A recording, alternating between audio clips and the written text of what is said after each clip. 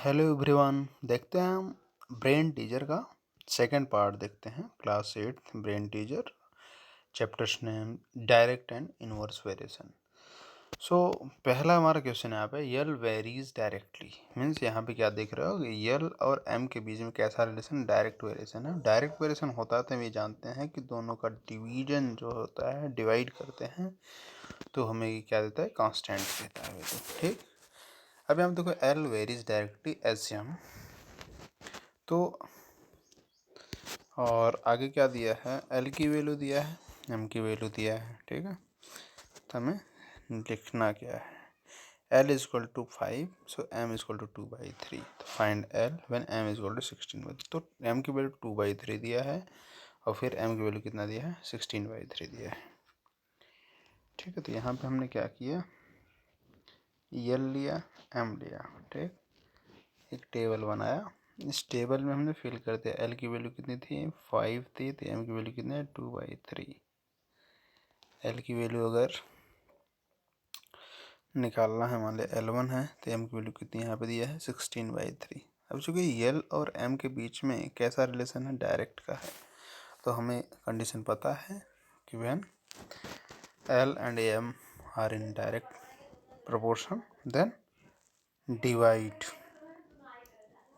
5/2/3, this is equal to L1 upon 16/3। ठीक, अब यहाँ से देखो एल की वैल्यू हम निकाल लेंगे, कितना हो जाएगा हमारा, इसको सॉल्व करोगे 3 5 से 15, 15/2 equal to 3L1/16।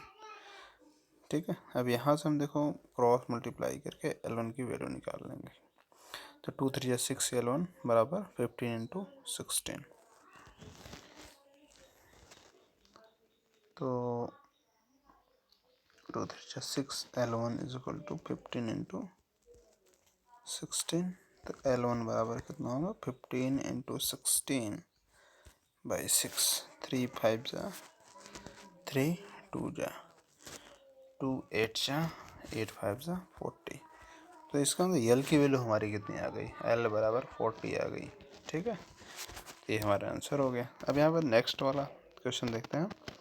A bowler has threw a cricket ball at a speed of 36 kilometre per hour. एक बॉलर जो है एक क्रिकेट बॉल को 36 किलोमीटर पर आवर की स्पीड से थ्रो करता है।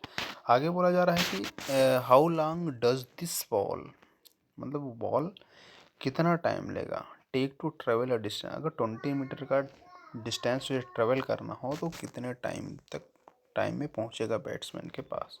तो यहाँ पे देखो बॉलर जो क्रिकेट बॉल को थ्रो करता है उसकी स्पीड यहाँ पे दिया है, एस बराबर कितना दिया है, 36 किलोमीटर पर आवर। अब हमने क्या बताया था कि अगर स्पीड किलोमीटर पर आवर में दिया है और डिस्टेंस अगर आपका मीटर में दिया है, ठीक, तो हमें क्या करता है, first of all you have to change this into metre per second. तो हम क्या करेंगे, स्पीड को मीटर पर सेकंड में चेंज कर लेंगे। तो एस बराबर कितना दिया है, एस बराबर है हमारे पास 36 किलोमीटर पर आवर। ठीक, दिस इज इक्वल टू 36। अब किलोमीटर को मीटर पर सेकंड चेंज करने के लिए हमने बताया था आपको 5/18 का मल्टीप्लाई कर देते हैं। तो अब बताओ 18 2 जा 5 2 जा 10 मीटर पर सेकंड, इसका क्या हो गया, स्पीड हो गया। अब एक फार्मूला मैंने बताया था कि अगर डिस्टेंस, स्पीड और टाइम के बीच में रिलेशन हो तो आप क्वेश्चन पुटअप करें तो आपको इस रिलेशन को याद रखना होगा, डी बराबर एस इंटू टी। और याद करने का तरीका भी मैंने बताया था कि अगर इसमें कोई भी कन्फ्यूजन होता है तो जस्ट आप अपने माइंड में इसको कोरिलेट करो, जीएसटी। और चूंकि यहाँ पर डिस्टेंस की बात आती है तो इसलिए हमने यहाँ पे क्या, डी जी को हटा के क्या लगा दिया, डी लगा दिया। ठीक है, तो बन गया हमारे क्या, डीएसटी। अब डीएसटी मतलब डी बराबर एस इंटू टी। अब डी बराबर एस इंटू टी, अब यहाँ से अगर आपको टी निकालना है तो टी बराबर क्या हो जाएगा, D/S। डी कितना है यहाँ पे, डी आप देख रहे हो 20 मीटर, डी 20 मीटर, 20 स्पीड कितना हमारा 10, तो 10 को 2 से डिवाइड करो कितना आएगा 2, मतलब टाइम कितना लग गया हमारा, 2 सेकंड लगा। ठीक है, टाइम कितना हो गया, 2 सेकंड। तो इस तरीके से हम इसको कर सकते हैं। तो ये आंसर आपका, आई होप आपको क्लियर हो गया होगा। तो नेक्स्ट देखते हैं हमारे पास इसका C part. Sweets from packet were distribute among 50 children and each of them receive 4 sweet. मतलब एक स्वीट्स का पैकेट है और उसमें कुछ स्वीट्स रखे हुए हैं और वो अगर 50 लोगों के बीच में डिस्ट्रीब्यूट किया जा रहा है, अगर 50 बच्चों के बीच में उसको बांटा जा रहा है तो हर एक बच्चा, प्रत्येक बच्चा कितना 4 स्वीट्स पाता है, 4 स्वीट वो रिसीव करता है। अब आगे यहाँ पर बोला जा रहा है कि if it is distribute among 40 children, अगर वो 40 बच्चों के बीच में उसी स्वीट को डिस्ट्रीब्यूट किया तो how many sweets will each child gate. अब यहाँ पे आप बताओ, ध्यान से बताओ कि अगर हमारे पास बच्चे ज़्यादा हैं और स्वीट्स फिक्स है, तो जब बच्चे ज़्यादा होंगे तो स्वीट्स उनको कम मिलेगा, लेकिन जैसे हम बच्चों की संख्या को कम करेंगे तो स्वीट्स का जो नंबर क्या होगा, बढ़ जाएगा। तो इसका मतलब यहाँ पे क्या है, इनवर्स वेरिएशन आ रहा है। तो अब यहाँ पे हम क्या कर लेते हैं कि एक रिलेशन बना लेते हैं, ठीक। ये नंबर ऑफ चिल्ड्रंस और नंबर ऑफ स्वीट्स, ठीक है। अब इसके बीच में रिलेशन बनाते हैं और चेक करते हैं कि अगर 50 चिल्ड्रंस में डिस्ट्रीब्यूट होता है, एक को कितना स्वीट मिलता है, 4। अगर 40 चिल्ड्रन के बीच में डिस्ट्रीब्यूट होता है तो एक को कितना रिसीव मिलेगा, x। अब चूंकि यहाँ पे कैसा है, इनवर्स वेरिएशन है, ठीक है। यहाँ पे देखो नंबर ऑफ चिल्ड्रंस को हमने 50 किया तो स्वीट्स हमारा कितना है, 4 आ गया, लेकिन जैसे ही आप इसको घटाएंगे तो ये क्या हो जाएगा, बढ़ जाएगा, ठीक है। तो यहाँ पे ए घट रहा है, ए घट रहा है तो ये क्या हो रहा है, बढ़ रहा है, तो इधर माइनस तो इधर प्लस, ऐसा हो रहा है रिलेशन। तो यहाँ पे इनवर्स वेरिएशन, इनवर्स वेरिएशन में हमने क्या देखा है कि इनटू करते हैं, ठीक है। इनवर्स आई फार क्या होता है, इनवर्स आई फार इनटू, तो इसलिए हमने क्या किया, 50 into 4 this is equal to 40 into X. तो x बराबर कितना हो गया, 50 इंटू 4 डिवाइडेड बाई 40। अब देखो यहाँ पे 0 से 0 कटे, 4 से 4 कटे, कितना आ गया, 5। तो 5 हमारे पास नंबर ऑफ स्वीट्स जो ईच चाइल्ड रिसीव करेगा कितना होगा, 5 हो जाएगा, ओके। तो यहाँ पे x की वैल्यू कितनी आ गई हमारी, 5 आ गई, तो 5 हमारा आंसर हो जाएगा, ओके। नेक्स्ट हमारा क्या है कि if y is directly proportional to 1/x। अब यहाँ पे देखो वो ध्यान से समझने वाली बात है कि y का जो रिलेशन है 1/x के साथ क्या है, डायरेक्ट है। तो हम इसको यहाँ पे समझ लेते हैं, y directly proportional to 1/x। क्योंकि y directly proportional to 1/x, इसका मतलब हम इनडायरेक्टली अगर कहें तो x into Y directly proportional to 1। मतलब यहाँ पे हमें दिख रहा है कि x और y के बीच में कैसा है रिलेशन, इनवर्स वेरिएशन। क्योंकि जब x और y आपस में मल्टीप्लाई करके कांस्टेंट देते हों तो आप ये समझ जाओ कि यहाँ पे क्या हो रहा है, इनवर्स वेरिएशन हो रहा है, किसमें, x और y के बीच में। तो हम चाहे तो कहें कि y और 1/x में डायरेक्ट रिलेशन है, या तो हम कहें कि x और y के बीच में इनवर्स वेरिएशन है, ठीक। अब यहाँ पे देखो क्या करते हैं, हम x और y को लिख लेते हैं और x y को लिखने के बाद हम उनके बीच में इनवर्स वेरिएशन अप्लाई कर लेते हैं, ठीक है। और इनवर्स वेरिएशन अप्लाई करने के बाद फिर हम क्वेश्चन को सॉल्व करने की कोशिश करते हैं। तो आपको यहाँ पे कुछ नहीं करना है, बस सिंपली आपको यूज़ करना है कि x की वैल्यू कितना दिया, 2 दिया है, तो y की वैल्यू 20 दिया है, तो बोला what is the value of x when y equal to 1.25। तो यहाँ पे x और y दिया है, ठीक है। तो हमने यहाँ पे क्या लिखा, x लिख लिया, यहाँ पे क्या लिखा, y लिख लिया। अब यहाँ पे देखो x कितना दिया है, x बराबर 2, y बराबर 20। फिर x बराबर कितना दिया है, पूछ रहा है, मान लिया x1 है, y कितना है 1.25, ठीक।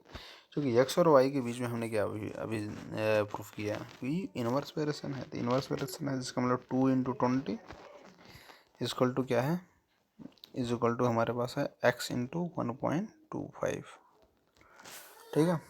तो कितना हो गया, x बराबर हो गया हमारे पास 2 इंटू 20 अपॉन 1.25। अब देखो यहाँ से पॉइंट में है, तो अगर इससे आपको प्रॉब्लम हो रही है तो क्या करो, यहाँ पे ऊपर 100 का मल्टीप्लाई कर दो तो ये पॉइंट हट गया।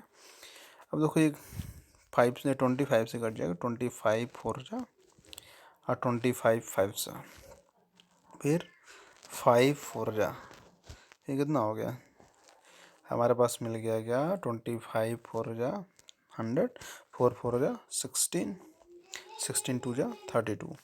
तो हमारे पास कितना मिल गया 32। एक्स की वैल्यू कितनी आ गई 32। Here X is equal to 32। अब इसको कैलकुलेट कर लो, एग्जैक्ट ये आंसर आया होगा। अगर नहीं आया होगा तो फिर से आप चेक करो कैलकुलेशन कहाँ मिस्टेक है। नेक्स्ट हमारा क्या था, if L is inversely proportional to under root M. अब यहाँ पे आप देखिए कि L और M के बीच में रिलेशन न देखिए, क्या दिया L और अंडर रूट M के बीच में दिया है, तो कोई प्रॉब्लम नहीं है। हम यहाँ पे L और अंडर रूट M की बात अगर हम करें तो सीधा हम अंडर रूट M की वैल्यू यहाँ पे रखेंगे। तो L और M, ठीक है, इसके बीच में रिलेशन दिया है कैसा, इनवर्स, मतलब L into under root M बराबर कांस्टेंट होगा। तो L बराबर 6 है तो M बराबर 4 है। What is the value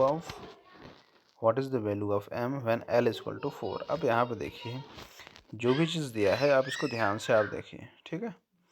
L 6 तो M 4। यहाँ देखो हमने क्या लिखा, यहाँ पे L लिख लिया, यहाँ पे क्या लिखा M लिख लिया।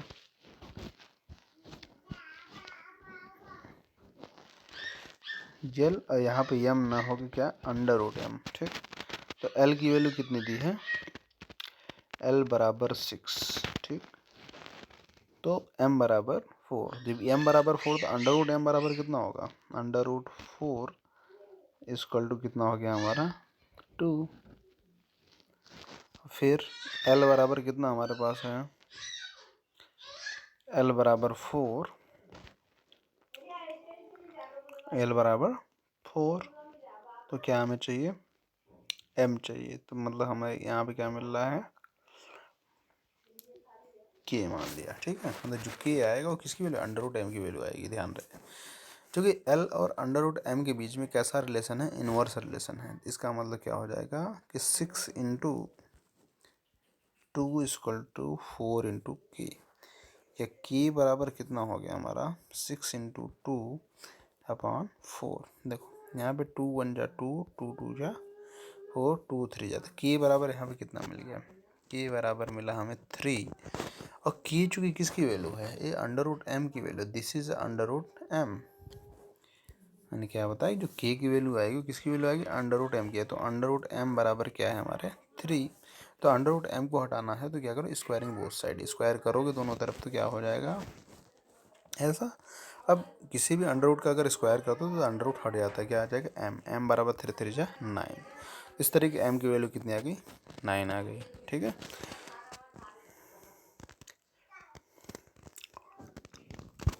बस इसको ऐसे लगाएंगे। अब सेकेंड पार्ट भी आप डायरेक्ट हम determine from the values of x and y given whether they are direct और इनवर्स और नॉइदर दीज वेज। अब देखो हमें डायरेक्ट करने के लिए चेक करना होगा कि जैसे यहाँ पे देखो 12 और 9 को डिवाइड किया और 3 और 36 को डिवाइड किया, ठीक है। तो यहाँ पर डिवाइड करने का तो रिलेशन नहीं आ रहा है समझ में। अब अगर हम 12 को 9 के साथ मल्टीप्लाई करें और 3 को भी 36 के साथ मल्टीप्लाई करें तो कितना, 12 108। इधर कितना 3 6 जा 18, 3 3 जा 9 और 10। तो ये देखो यहाँ भी 11 है। अगर दोनों का मल्टीप्लाई कर रहे हैं तो यहाँ पे हमें वही चीज़ मिल रहा है। तो इसका मतलब यहाँ पे क्या होगा, इसमें x इंटू वाई बराबर क्या आ रहा है, कांस्टेंट आ रहा है। दैट मीन्स कि यहाँ पे इनवर्स वेरिएशन है। अब यहाँ पे देख लो 4 2 जा 8, तो ऐसा नहीं आ रहा है। तो अगर हमने क्या किया कि 4/2 करते हैं तो हमें 2 मिल रहा है। 20/8 कर रहे हैं तो क्या 2 मिल रहा है, नहीं मिल रहा है। तो इसका मतलब यहाँ पे न तो इनवर्स है न तो डायरेक्ट है, ठीक है। अब जैसे थर्ड पार्ट में देखें, अगर हम कहें कि 2/10 इक्वल टू कितना होता है, 1/5 होता है। और 9/45 इक्वल टू क्या होता है, 1/5 होता है। 9 1 जा 9, 9 5 जा 45।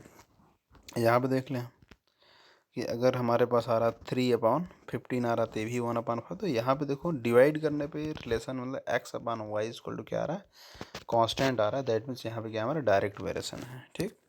तो इस तरीके से हम इसको लगा सकते हैं। अब इसके बाद if x and y very inversely and x बराबर 25 एंड y बराबर 3 फाइंड y व्हेन x बराबर 15। तो ये भी आपका पहले के जैसे है, x और y इनवर्स वेरिएशन में है। और एक्स वाई की वैल्यू दी है, तो आप जस्ट सिंपली एक टेबल बना लो, इसमें एक्स लिखो, इसमें वाई लिखो और एक्स वाई की वैल्यू यहाँ पे पुट करो।